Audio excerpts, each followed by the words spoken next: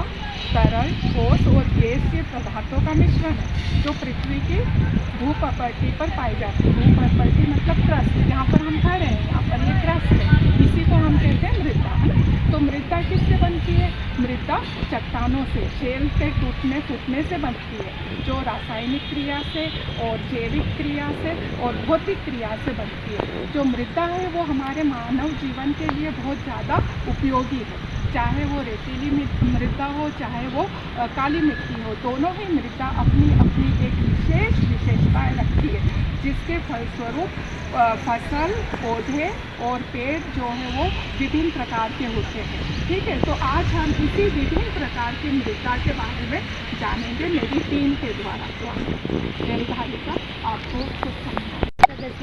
केंद्रीय विद्यालय मऊ की छात्रा हूँ। आज हम अलुवियल सॉइल यानी जलोढ़ मृदा के बारे में सीखेंगे। किसी को पता है क्या अलुवियल सॉइल कैसे बनता है? वेदरिंग के प्रोसेस।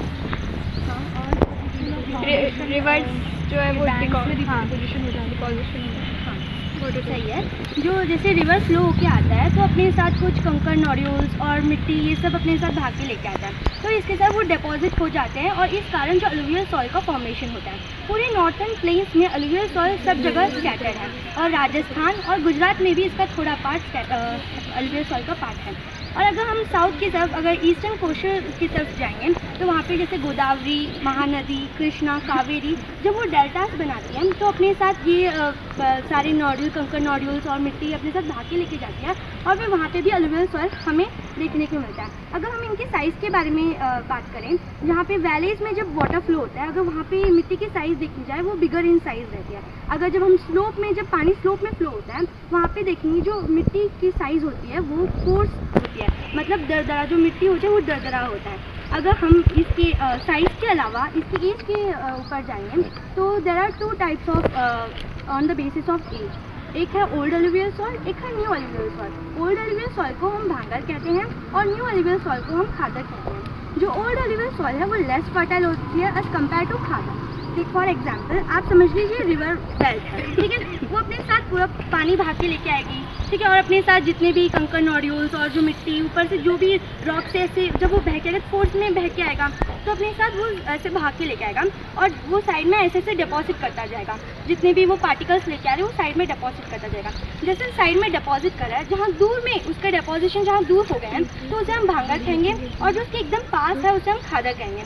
ये जो खादर है वो पास है, इस कारण वो हर साल रेन्यू होता है। अगर हम अलुवियल सॉइल को एज अ होल देखेंगे तो वो पूरा फर्टाइल है, डेंसली पॉपुलेटेड है और डेंसली कल्टीवेटेड है। देखो फर्टाइल है इसलिए डेंसली कल्टीवेटेड है, वहाँ पे बहुत अच्छा सारे क्रॉप्स ग्रो हो सकते हैं इसमें, तो इस कारण ये डेंसली, और इसमें न्यूट्रिशन की जो मात्रा है वो भी जितनी चाहिए उतनी है। फॉर एग्जांपल जो फॉस्फोरिक एसिड है वो है, लाइम है, ये सब इसमें पाए जाते हैं। अगर हम जैसे ड्राई रीजन्स में देखेंगे तो वहाँ पे जो मिट्टी रहती है वो ड्राई रहती है, तो वहाँ पे भी क्रॉप लगाए जा सकते हैं after a proper treatment, irrigation करने के बाद, क्योंकि वहाँ का जो मिट्टी होता है वो ज़्यादा एल्कलाइन होता है, तो प्रॉपर ट्रीटमेंट के बाद, इरिगेशन के बाद वहाँ पे क्रॉप ग्रो कर सकते हैं। तो इसमें sugar cane, paddy, wheat, pulses और भी अनेक क्रॉप इसमें ग्रो कर सकते हैं। Thank you ma'am. अगर आपने से किसी को कुछ क्वेश्चन पूछना तो पूछ सकते हैं मैम। आप देखो हिंदी ज़्यादा आसान भाषा है, एलुवियल तो याद होंगे जरा, पर जलोढ़ नाम से ही समझ में आ रहा है कि जल के साथ बहते आ जाए, है ना। और खादर और भांगर कितना आसान है, खाद यानी उर्वरकता, तो खादर ज़्यादा उर्वरक होगी, भांगर उससे कम होगी, ठीक है ना। तो इसीलिए जो मातृभाषा है ना हमारी, ये वाकई बहुत श्रेष्ठ भाषा है। तो जलोढ़ के बारे में आपने बताया एलुवियल, और मालवा में ये काली मिट्टी जो है वो बहुतायत की मिट्टी है, ठीक है। इसमें किसकी खेती होती है? सोयाबीन, गेहूँ, कॉटन, चना, है ना, तो उसकी बहुत अच्छी खेती होती है यहाँ पे, ठीक है।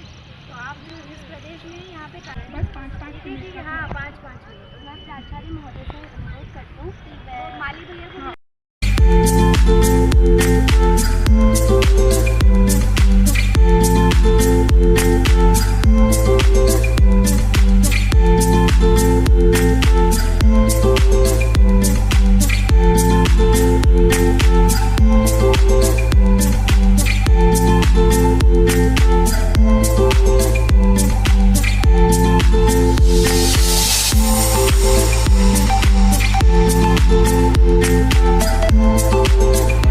नमस्कार, मैं अर्शिता नील, कक्षा 10वीं ब की छात्र केंद्रीय विद्यालय महू से लेटेड सॉइल के बारे में बताना चाहती हूँ। लेटेड सॉइल आमतौर पर भारत में पाई जाती है, जिसका भौगोलिक क्षेत्र 10% हिस्सा रखता है, ठीक है। और जो पूर्वी घाट और पश्चिमी घाट, राजपुरा, राजमहल पहाड़ी और पहाड़ी पर जो समुद्र होता है, उसके जो पहाड़ी से जो समुद्र होता है उसके अंदर 1000 से लेकर 1500 मीटर तक की ये पाई जाती है, सॉइल पाई जाती है।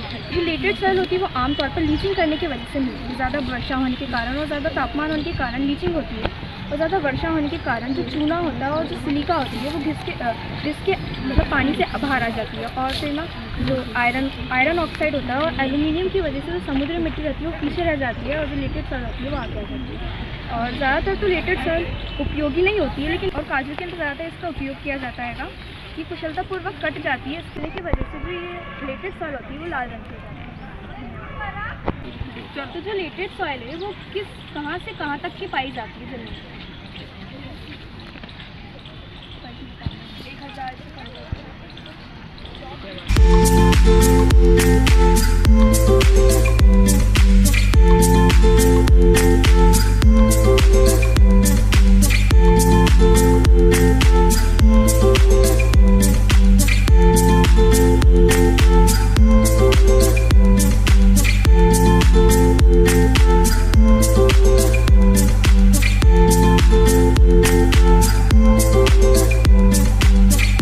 नमस्कार दोस्तों, मैं हूँ श्रीजा श्रीवास्तव, कक्षा 10वीं ब की छात्रा केवी महू से।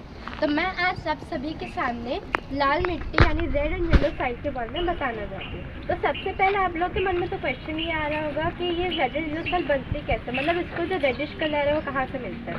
तो इसको जो रेड कलर है यानी जो रेडिश लाल कलर है वो इसको आयरन का जो डिफ्यूजन होता है क्रिस्टलाइन और मेटामॉर्फिक यानी कि रवेदार और रूपांतरित चट्टान में जो लोहा जो है उसको जो प्रसार होता है उसके कारण इसको ये लाल कलर मिलता है। और अगर हम बात करें कि इसको पीला कलर कैसे मिलता है, तो वो लोहा का जो है जो आयरन है वो हाइड्रेट फॉर्म में डिफ्यूज होता है यानी कि प्रसार होता है जलोढ़ फॉर्म में, इसलिए उसको पीला कलर मिलता है। तो अब हम बात करते हैं कि इसका जो टेक्सचर कैसा होता है यानी कि ये कैसी फील होती है। तो आप जैसे कि देख सकते होंगे कि ये बहुत ही वैसी होती है, रेतीली होती है, पर इसके अलग अलग वेरिएशंस भी होते हैं। आप देख सकते हैं ये बहुत वेरियस प्रकार की होती है। ये चिकनी भी हो सकती है, क्लेश भी हो सकती है, ये लोमी भी हो सकती है यानी चिकनी और भुरभुरी टाइप की भी हो सकती है, और ये रेतीली भी यानी सैंडी भी हो सकती है। तो इस पर हम बात करते हैं कि अब कौन कौन सी इस पर क्रॉप्स यानी कि कौन कौन सी फसलें उगती हैं। तो इस पर बीट यानी कि गेहूँ, कपास यानी कि कॉटन, इस पे जो है वो उगती हैं मिलेट्स यानी कि बाजरा, और पल्सेस यानी कि दालें, और ऐसे अन्य प्रकार की फसलें उगती हैं। तो अब मैं एक क्वेश्चन पूछूंगी, तो आपको पता है कि ये कौन सी रीजन्स में पाई जाती हैं, मतलब ये किस स्टेट में पाई जाती हैं? बोलो थोड़ा सा आप झुक गई हो, थोड़ा सा और इधर आती। छत्तीसगढ़, उड़ीसा और ये मध्य बंगाल के प्लेन्स में भी पाई जाती है। तो अभी बात करते हैं कि इसकी कितनी फर्टाइल, कितनी उपजाऊ है। तो इसके जो पतले ग्रेन्स होते हैं यानी इसके बहुत ही पतले ग्रेन्स होते हैं वो तो यूजुअली फर्टाइल रहते हैं, वो उपजाऊ रहते हैं, लेकिन इसको जो मोटे ग्रेन्स होते हैं, कोर्स ग्रेन्स होते हैं, वो उपजाऊ नहीं रहते, इसके कारण हमें फर्टिलाइजर्स का उपयोग करना पड़ता है। तो अब लास्टली इसके यूजेस या बेनिफिट्स के बारे में बात करते हैं। तो इसके जो यूजेस हैं उसमें आते हैं, हम इसको ईंटें बनाने में इस्तेमाल करते हैं, इस पर तरह तरह की फसलें उगाई जाती हैं, और भी ऐसे बहुत सारे इसके यूजेस होते हैं। बेनिफिट्स में तो आपको पता ही होगा कि ये बहुत ज़्यादा फर्टिलाइज होते हैं, जैसे मैंने पहले ही बताया था, जिसके कारण इस पर फसलें उगाना आसान रहती हैं इसकी चिकनी मिट्टी में, क्योंकि इसके मोटे ग्रेन्स पे तो हम पहले ही बता चुके कि उस पर फसलें नहीं उग सकती क्योंकि वो फर्टिलाइज नहीं होती हैं। तो यही थी मेरी लास्ट विनती। धन्यवाद।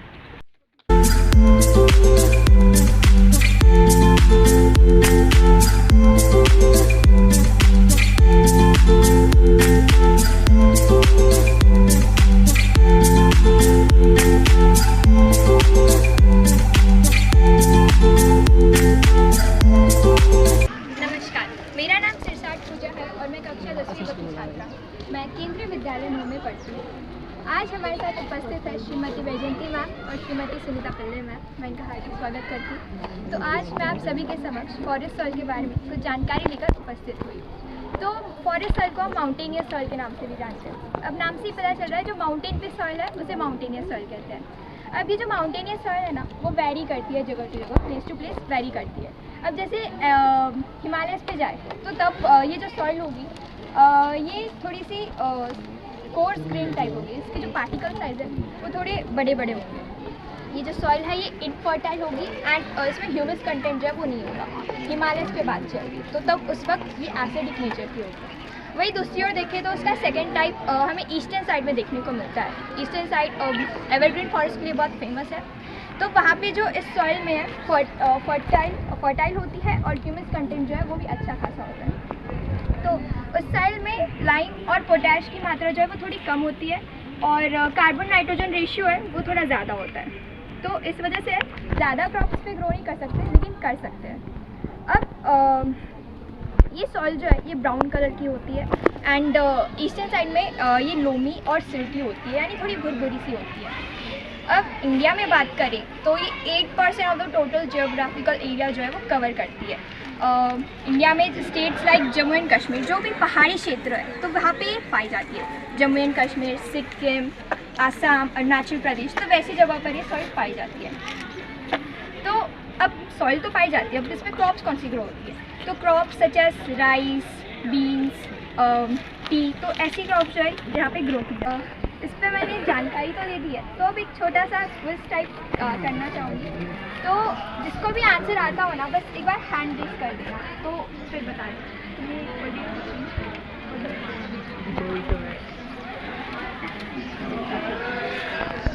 कोई पढ़ना चाहेगा क्वेश्चन?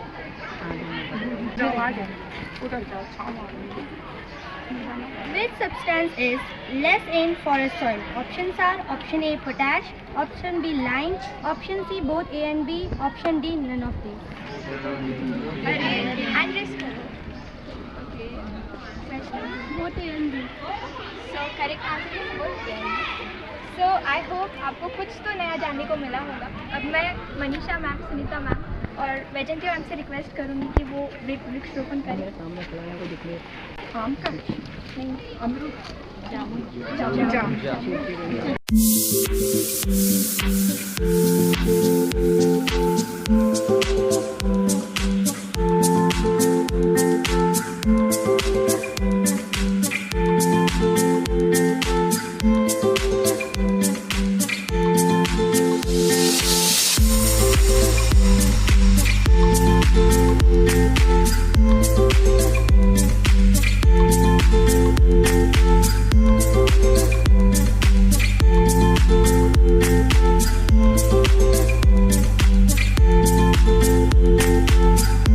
नमस्कार, मैं कक्षा 10वीं बोर्ड की छात्रा मधुलता सेन केंद्रीय विद्यालय मंडल ब्लैक सॉइल के बारे में कुछ विशेष जानकारियाँ लेकर प्रस्तुत हुई। ब्लैक सॉइल यानी काली मृदा, जिसे हम रेगर सॉइल के नाम से जानते हैं। ब्लैक सॉइल कॉटन उगाने के लिए सबसे ज़्यादा अप्रोप्रिएट मानी जाती है, यानी कि कपास उगाने के लिए सबसे ज़्यादा अच्छी मानी जाती है, इसीलिए हम इसे ब्लैक कॉटन सॉइल भी कहते हैं। इस तरह की सॉइल जो दक्षिण प्लेट्यू के नॉर्थ वेस्टर्न एरियाज़ में पाई जाती है और महाराष्ट्र, मध्य प्रदेश और छत्तीसगढ़ जैसे एरिया में हमें देखने को मिलती है। ये सॉइल काफ़ी ज़्यादा फाइन और क्ले मटेरियल से बनी होती है और इसके विशेष गुण होते हैं जिसके कारण लोग इसे जानते हैं, जो कि है इसमें ये मॉइस्चर होल्ड करता है। तो इसमें काफ़ी ज़्यादा सॉइल न्यूट्रिएंट्स होते हैं, जैसे कि magnesium, potash, lime, calcium carbonate. इसमें फॉस्फोरिक का कंटेंट कम होता है। अगर हम बात करें कि इसमें कौन कौन सी क्रॉप्स उगाई जा सकती हैं और उगाई जाती भी हैं, जो कि है linseed, sugar cane, wheat, rice और सिट्रिक फ्रूट। और ये जब गर्मियों का मौसम होता है तब इसमें डीप क्रैक्स पड़ जाते हैं, जिसकी वजह से इसमें प्रॉपर इरिगेशन होगा। Thank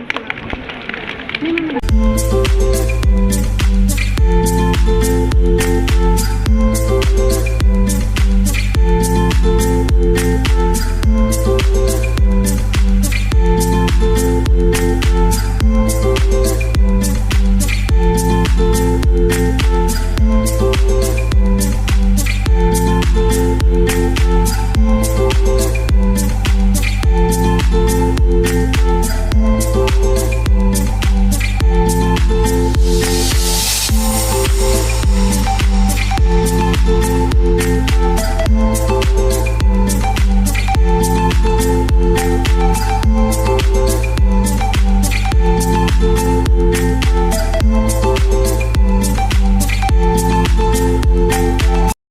नमस्कार, मैं अहाना यादव, कक्षा 10वीं ब की छात्र, केंद्रीय विद्यालय महू से आपके समक्ष एरिड सॉइल यानी बालू रेती के बारे में कुछ जानकारी लेकर प्रस्तुत हुई। एरिड सॉइल, जिसको हम आमतौर से बालू रेती के नाम से जानते हैं, इंग्लिश में इसके दो नाम होते हैं, एरिड सॉइल और डेजर्ट सॉइल। और अगर इंडिया के पार्ट्स के हिसाब से देखें तो इंडिया के कई पार्ट्स में इसको शुष्क मिट्टी के नाम से जाना जाता है। क्या बोलते हैं? शुष्क मिट्टी। अगर इसकी फर्टिलिटी की बात करें तो ये बहुत लेस फर्टाइल होता है, और इसकी टेक्सचर की बात करें तो इसका बहुत सैंडी टेक्सचर होता है, जैसे आप अपना नमक देख सकते हैं, सैंडी टेक्सचर होता है उसका, भुरभुरा टाइप, जिसकी वजह से इसकी वाटर होल्डिंग कैपेसिटी कम हो जाती है। वैसे ही बालू रेती का भी टेक्सचर होता है, सैंडी टेक्सचर होता है। इसमें बहुत ही ज़्यादा हाई कॉन्सेंट्रेशन में 3 एलिमेंट्स होते हैं, गिप्सम, कैल्शियम कार्बोनेट और सोडियम।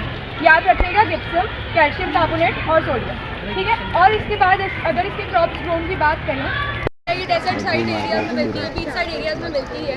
अगर स्टेट वाइज देखें तो ये राजस्थान, हरियाणा, पंजाब ऐसी जगहों पे मिलती है। बहुत ज़्यादा बड़े पैमाने पे देखें तो गोवा ऐसी जगहों पे ये एरिड सॉइल मिलती है। अगर फर्टिलिटी और ह्यूमस कंटेंट की बात करें तो ये बहुत ज़्यादा लेस फर्टाइल होती है, वाटर होल्डिंग कैपेसिटी कम होती है, जैसा कि मैंने बताया था।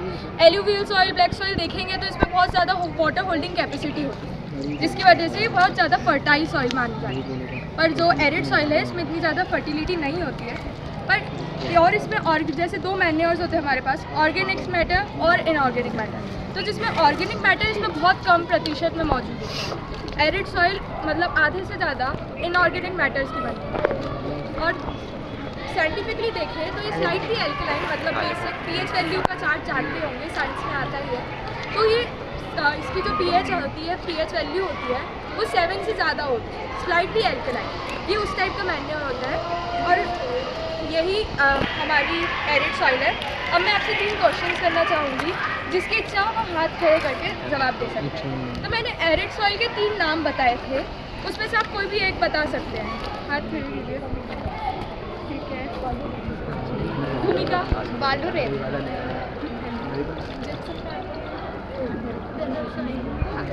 ठीक है। तो उसके बाद मैंने 3 एलिमेंट्स भी बताए थे जो बहुत हाई कॉन्सेंट्रेशन में प्रेजेंट होते हैं। आप बताइए। Calcium carbonate and sodium. हाँ, यस, गुड। ये एरिड सॉइल है। Thank you ma'am. 2 ही हुए।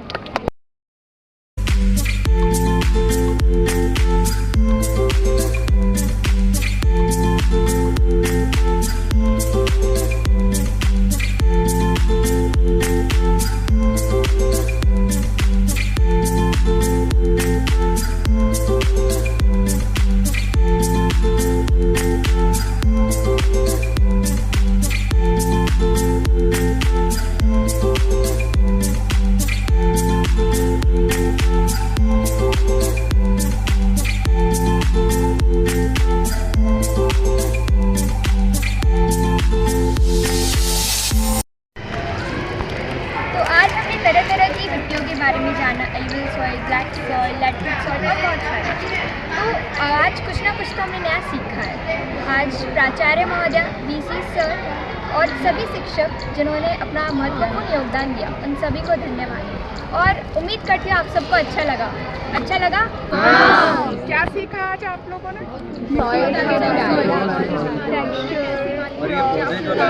मैं प्राचार्य महोदय को धन्यवाद करना चाहती हूँ जिन्होंने मार्गदर्शन दिया हमें, और उप प्राचार्य महोदय का, पंचोनिया सर का, मनीषा मैम का और सुनीता पिल्लई मैम का धन्यवाद देना चाहती हूँ कि उन्होंने मेरी क्लास में आकर मेरे बच्चों को मोटिवेट किया। धन्यवाद।